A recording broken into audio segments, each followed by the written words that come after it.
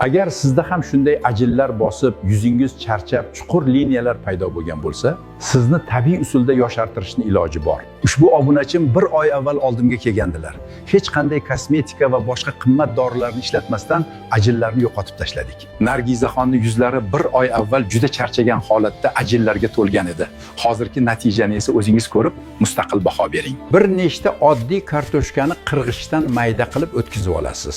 Kartoshkaning tabiiy tarkibi terini yoshartiradi. Qirg'ichdan chiqarib bo'lib, yaxshilab siqib kartoshkani suvini ajratib olasiz. 1 stakan sutni kartoshka suviga solasiz. Hammasini yaxshilab aralashtirasiz va quyosh tushmaydigan joyda 20 daqiqaga tindirasiz va ishlatishdan avval yana aralashtirasiz. Malhamni surtishdan avval yuzni yaxshilab yuving. So'ngra tayyor malhamni yuzning hamma joyiga surting. 25 daqiqa niqobni yuzda ushlang. Keyin iliq suv bilan yuzni yuvib tashlaysiz. Ajin va yuzdagi qarilik alomatlarini haqiqiy kushandasi mana shu tabiiy usul sanaladi. 10 yoshga yosharasiz. Shu usulni kun ora 3-4 marotabadan 1 oy bajaring.